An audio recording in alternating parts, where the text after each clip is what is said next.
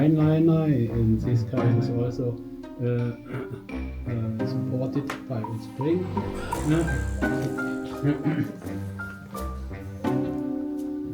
And usually in Asia, usually 근데 롤러볼보다요 이게 훨씬 좋아요. 이거 좋은데? How long can we ride in there? This is the full size. You have a housing. This is the final product. I like fine liner. 이거 fine liner 만들어야 되겠는데? 하나는 Something comes to my mind. Can I try F? 이거 우리한테 맞는데? Can I take samples? Or can I buy? Maybe next time we make a fine liner. 과연 그렇지.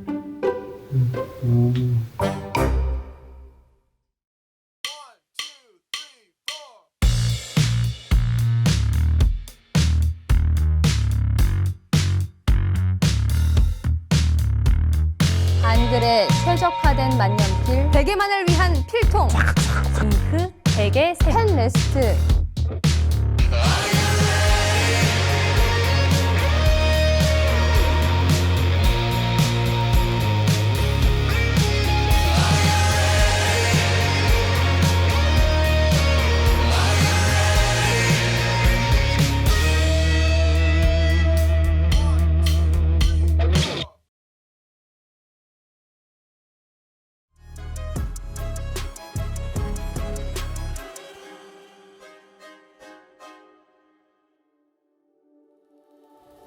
동일 만년필을 3만 개 가까이 직접 터치하신 분이죠. 세계에서 이런 분이 없습니다.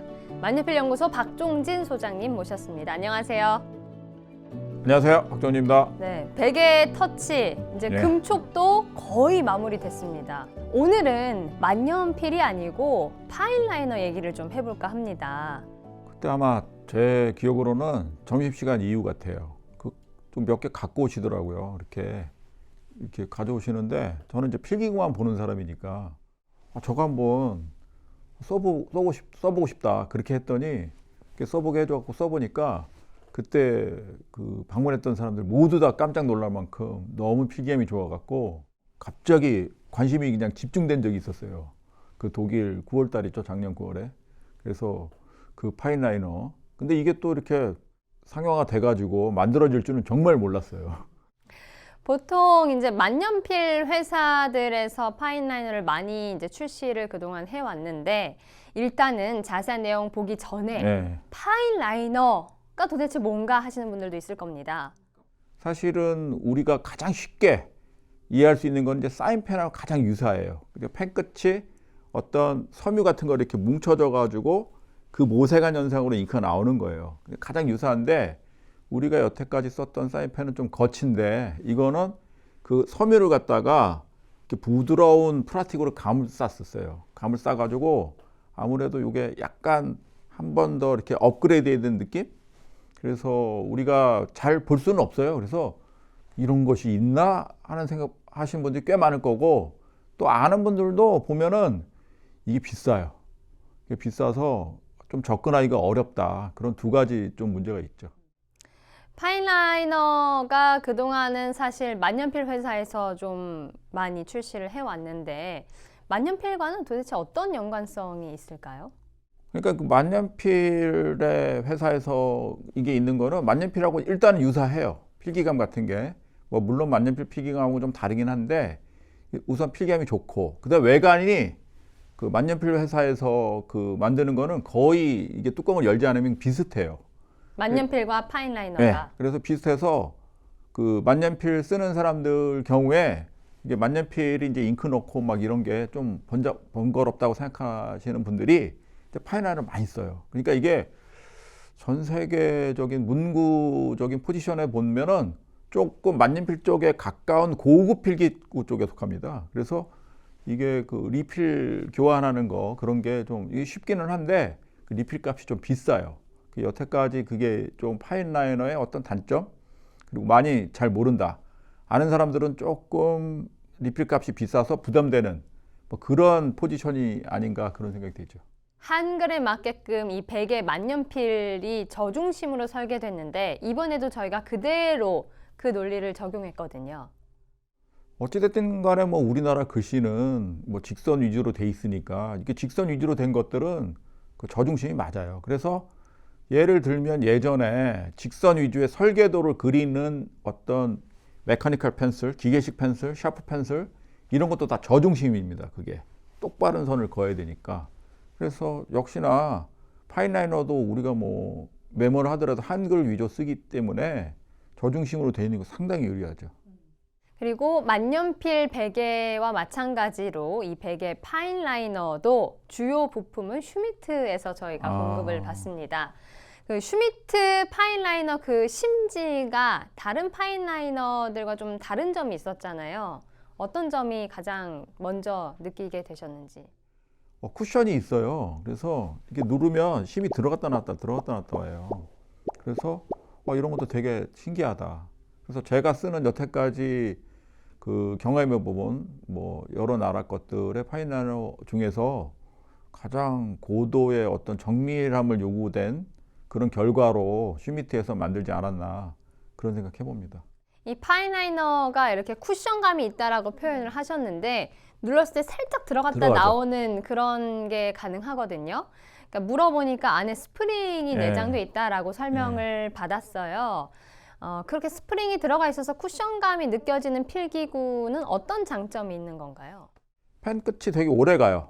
그러니까 파인라이너 끝이 뭉개져 가지고 못 쓰는 경우도 있거든요. 그래서 그 가는 선을 유지를 못 하는 경우가 있어요. 근데 이게 쿠션이 있다 보면은 그 끝을 갖다가 그 어떤 탄력으로 보호해 주는 거. 그러니까 제가 볼 때는 아마 그런 내구하고 필기감하고 여러 가지를 감안해서 그렇게 설계되지 않았을까 생각합니다. 만년필이 잉크를 충전해서 계속 카트리지 혹은 컨버터에다 넣어서 쓸 수 있게끔 돼 있는 것처럼 파인라이너도 이제 계속 충전해서 쓸 수 있는데 이것은 리필, 심지를 갈아 끼우는 것이다. 네. 방법은 그렇게 이제 설명드릴 수 있을 것 같고요. 그리고 색상 옵션으로는 저희가 이렇게 준비했습니다. 가장 먼저 원하시는 색상의 배럴을 고르시면 그 배럴 색상에 맞는 심지가 들어가 있고요. 그리고 추가적으로 여러분께서 원하는 심지를 고르실 수 있겠습니다. 파인라이너는 필기구로서 이런 장점이 있다. 좀 정리해 주신다면. 그러니까 우선 제일 편리하다고 생각되는 게 이제 볼펜이고요. 근데 볼펜은 좀 이제 필기감이 아무래도 그 끝이 딱딱하고 하니까 좀 필기감 떨어지는 문제가 있고, 그 다음에 이제 저렴하고, 그 다음에 만년필은 필기감 아주 좋고 예쁘고 뭐 멋진데 이 비싸다는 그런 뭐 단점이 있고, 근데 이제 파인라이너는 그 두 가지의 장점을 절묘하게 결합한 거예요. 우선은 필기감은 만년필처럼 뭐 잘 써지고, 그리고 편리한 그런 장점이 두 가지를 같이 갖고 있어요. 근데 이제 그럴 수밖에 없는데 어찌됐든 간에 이 부분을 갖다가 서양에서는 비싼 필기구로 이렇게 좀 한정돼서 이렇게 만드는 경향이 있었는데 우리나라에서는 뭐 지금 겸손에서는 좀 그걸 파괴하고자 하는 의도가 좀 보이더라고요. 그래서 가격도 맞고 좀 예쁘게 잘 만들어주면 또 하나의 세계가 구축되는 것이 아닐까 그런 생각을 해봅니다.